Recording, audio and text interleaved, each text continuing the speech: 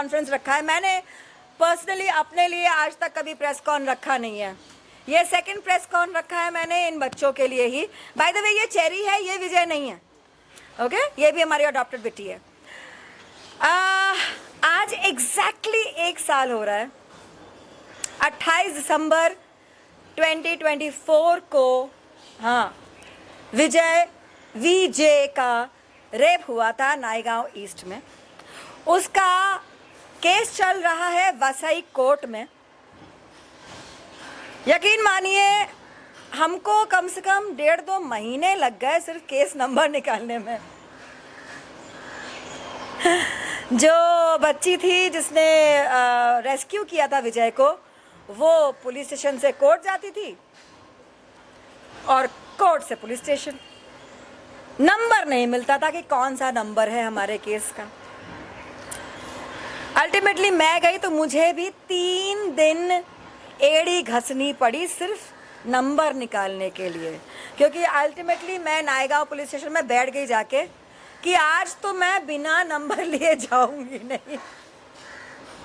और इत्तेफाक से आज मिला है हमें कोर्ट का नंबर, केस का नंबर, और कल हमारे केस की सुनवाई थी।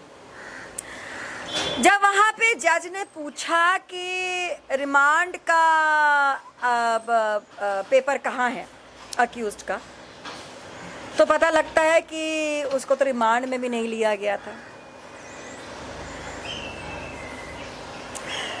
26 तारीख को सेकेंड हियरिंग थी, तो जज साहब नहीं थे। ऑब्वियसली छुट्टियों का मौसम है तो कोई सुनवाई नहीं हुई। तो बात यह है कि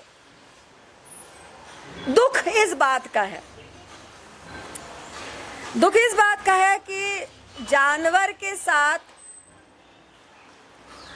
ऐसा दुष्कर्म होता है तो भी हमें इतना दौड़ भाग करना पड़ता है। समझ में आता है इंसान के साथ होता है तो कितना ही करना पड़ता होगा, ख़ास तौर से उन लोगों के विरुद्ध अगर वो लोग जिन्होंने दुष्कर्म किया है कोई स्ट्रॉन्ग लोग हों, ऊंचे पद पे आसीन लोग हों। और जब से 377 ऑफ आईपीसी हट गया है, बीएनएस आ गया है, तब से तो आप लोग को पता ही है कि जानवरों को जब तक म्यूटिलेट ना हो जाए, उनका शरीर छिन्न भिन्न ना हो जाए, तब भी एक्चुअली देखा जाए कुछ ना होगा। यूँ कह लीजिए कि हम बेवकूफ़ हैं जो हम केस लड़ रहे हैं, क्योंकि हमें ये लग रहा है, हमने अपनी आँखों से देखी है विजय की तकलीफ़ को, हमने उसे महसूस किया है, देखा है स्वयं, और हमें एहसास हुआ है कि कितना ज़्यादा तकलीफ़ होता होगा किसी भी प्राणी को जिसको जिस्मानी तौर पे नोचा खसोटा उसे भेदा जाता होगा। हम ये केसेस सुनते हैं रेप के, इंसानों के भी जानवरों के भी, लेकिन आप में से किसी ने वो तकलीफ अपनी आँखों से नहीं देखी होगी। हमने वो तकलीफ जिया है उस बच्चे के साथ, बिकॉज वो इत्तू सा बच्चा हमारी ही गोद में दिन रात होता था, और हमारी आंखें नम होती थी उसको देख के, हमारे मुंह से शब्द नहीं निकलते थे, हम बस अंदर ही अंदर हमें तकलीफ होती थी कि मतलब यकीन मानिए रोंगटे खड़े हो जाने वाली तकलीफ होती थी।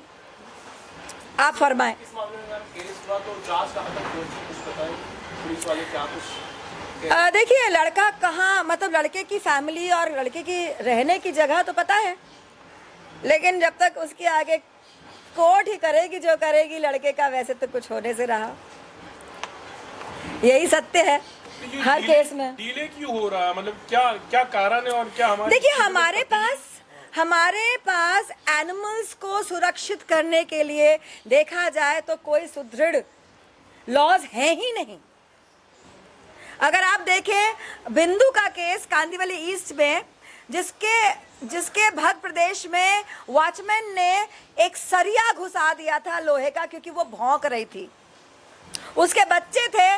वॉचमैन जब पास से निकला तो वो भौंक रही थी। वॉचमैन को इतना गुस्सा आया कि उसने सरिया लोहे का लिया और घुसा दिया उसके मध्य प्रदेश में, और बिंदु मर गई। ओके, उस वॉचमैन को 3000 रुपीज का प्रॉमिसरी बेल पे रिहा कर दिया गया। अब ऐसा एक इंसान जो इतना गुस्सैल है, इतना गुस्सा भरा है उसमें कि वो किसी का प्राण ले सकता है आवाज करने पर। भौंकना भी तो एक तरीके का आवाज है, हम तो उसे ऐसे ही देखते हैं। तो क्या वो बाकी इंसानों के लिए कंप्लायंट है? बाकी इंसान और बच्चे उससे सुरक्षित हैं? बच्चे अगर खेल रहे हों, उनकी किलकारियां उसके कानों में अगर भेद रही हो कानों को, तो क्या वो बच्चा सेफ रहेगा ऐसे आदमी से? आप लोग को ये समझ में क्यों नहीं आता है? मतलब हमारी सिस्टम को, हमारी गवर्नमेंट को ये समझ में क्यों नहीं आता है कि जो इंसान जानवर को तकलीफ दे सकता है वो इंसान को भी तकलीफ दे सकता है। जो इंसान जानवर से इतनी नफरत कर सकता है कि उसको नेस्तो नाबूद करने पे तुला हुआ है, जगह से खत्म करने को तुला हुआ है, ऐसे शेल्टर्स जो एग्जिस्ट नहीं करते हैं वहां डालने पे तुला हुआ है। आप ये देखिए कि हमारे देश में इंसान को प्रॉपर मेडिकल केयर नहीं मिलता, 2 वक्त का खाना नहीं मिलता।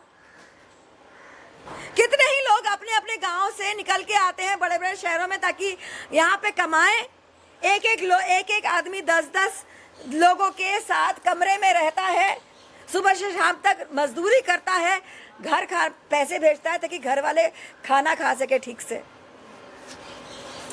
ऐसे देश में इन जानवरों के लिए शेल्टर्स बनेंगे और इन जानवरों को सुरक्षित रखा जाएगा। आई एम सॉरी, मेरा गला मैं 1 महीने से बीमार चल रही हूँ।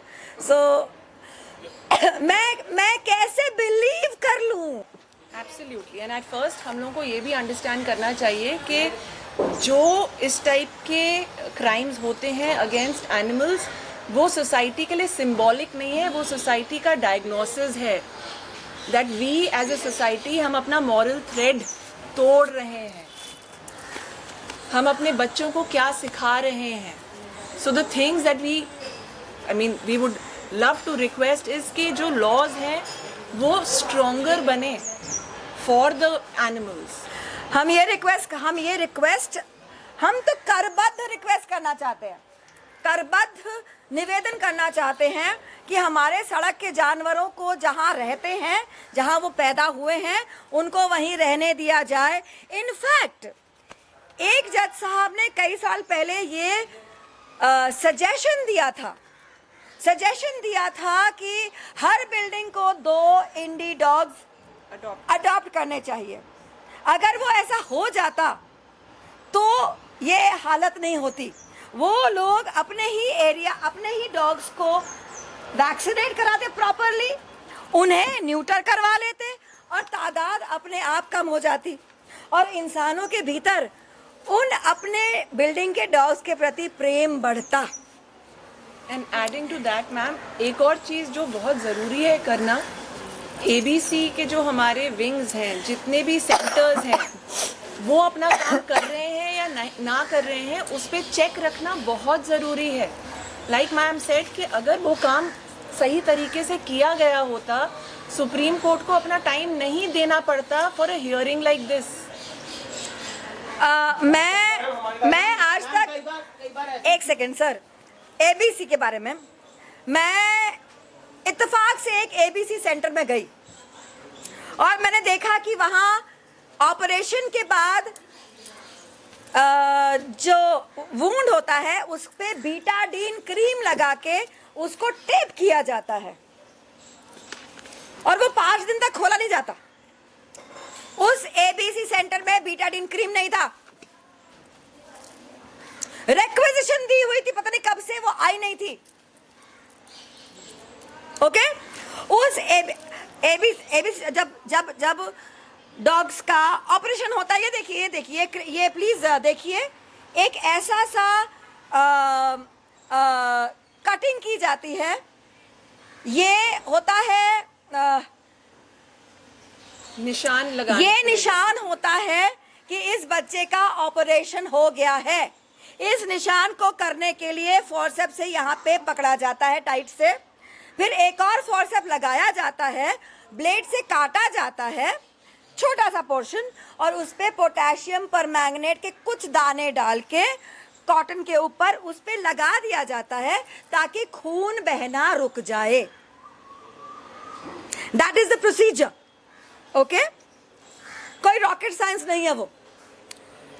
उस एबीसी सेंटर पे पोटेशियम परमैंगनेट नहीं था, वो लोग मोमबत्ती जला के इस जगह को जला रहे थे। ये है हमारे एबीसी सेंटर, मैम हमारे देश में जहाँ पे एनिमल्स को ऑपरेट करने के लिए फीमेल्स को ऑपरेट करते हैं तो गवर्नमेंट शायद 1300-1500 रुपए देती है, मेल्स के लिए 1000 रुपए देती है। तो देखा जाए तो ये बिजनेस सेंटर है, एबीसी सेंटर नहीं है। आपको तादाद कम करानी है ना, हम जैसे एनिमल लवर्स को सपोर्ट कीजिए। गवर्नमेंट हमको बुलाइए, हम करके देंगे। हम जो सारे फीडर्स हैं, हम मतलब फीडर्स एंड केयर गिवर्स, हमको बोलिए, हम करके देंगे। आपका काम सुनिश्चित तरीके से हम आपको करवा के देंगे, और अब तक कर भी रहे हैं। मैम हमारे देश में देखा गया है कि महिलाओं के साथ में रेप होता है तो रेपिस्ट बच जाते हैं, तो आपको लगता है कि एक जानवर के साथ में अगर रेप हुआ है तो इंसाफ मिलेगा? देखिए, एक 377 आईपीसी एक्ट का हट गया है, लेकिन एक ग्रुप ऑफ पीपल है जिन्होंने इस बात पे भी एक याचिका दायर की हुई है ऑलरेडी।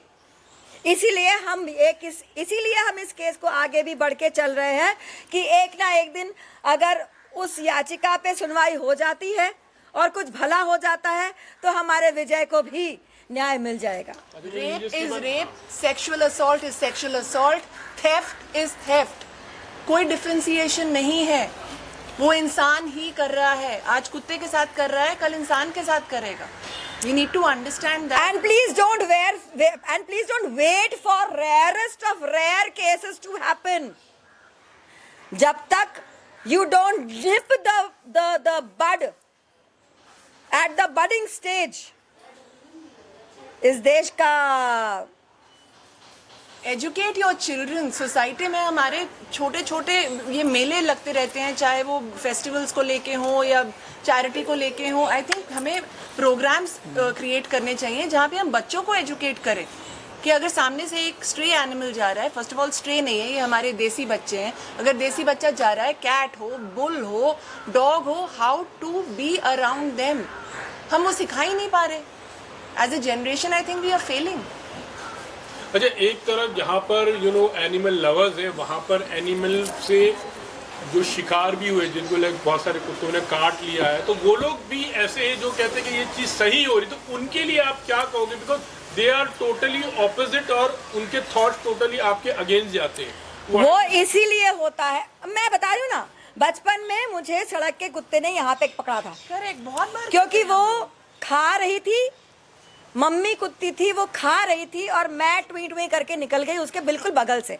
उसको लगा मैं उसको खाना ले रही हूँ और उसने मुझे ऐसे पकड़ लिया। मेरे पिताजी जो डॉग लवर थे, उन्होंने मुझे छुड़ाया और 1997 तक मैं कुत्तों से बेइंतहा डरती थी। ओके, लेकिन जब समझ में आया तो आज देखिए, तो हर एक से क्यों आप किसी इंसान से पहली बार नहीं मिलते हो? आपको पता है वो इंसान आपको खंजर भोंकेगा या आपको चुम्मा देगा? क्या हो रहा है? मैं जो बात कर रही हूँ, तो अगर आपको पता है, जब आपको केस का तो बारे में मैंने बोल दिया था ना बेटा, अननोन पर्सन के साथ। हाँ, तो जब अगर आप किसी अनजान व्यक्ति से मिलते हो, आपको पता होता है क्या कि वो आपको खंजर भोंकेगा या आपको गले लगाएगा? नहीं पता है ना। तो आप कैसे जानोगे कि एक जानवर से मिलने के लिए आपको क्या करना होता है? जब तक कि आप जानना नहीं चाहोगे, आप अवगत नहीं होना चाहोगे, आप सीखना नहीं चाहोगे, आप कैसे इनके साथ एक राब्ता बनाओगे? और सिंपल सी चीज़ ये है कि हमें पता है कि रेप्स होते हैं, हमें पता है कि चोरी होती है, एक आदमी ने किया या औरत ने किया, क्या सारे आदमी रेपिस्ट हो गए? क्या सारे आदमी चोर हो गए या सारी औरतें मैनिपुलेटिव हो गई? नहीं ना, हर एक का एक पर्सनालिटी ट्रेट होता है। And please understand, for an animal to bite a human being there has to be a reason. वो बिना रीजन के कोई भी एनिमल आपको अटैक नहीं करेगा। लाइक शी सेड, अगर एक लेपर्ड का भी पेट भरा है ना और वो अपने एनवायरनमेंट में है, who is not feeling attacked.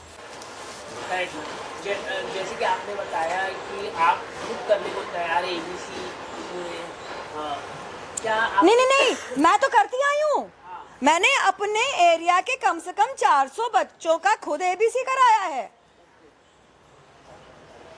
25 साल से मैं ये काम कर रही हूँ बेटा।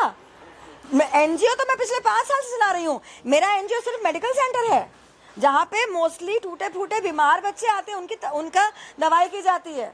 एबीसी भी करते हैं हम लोग, लेकिन वैसे देखिए एबीसी सेंटर चलाने के लिए ना बड़ी जगह चाहिए जहाँ पे कम से कम 1500 कुत्ते रखे जा सके एक वक्त पे।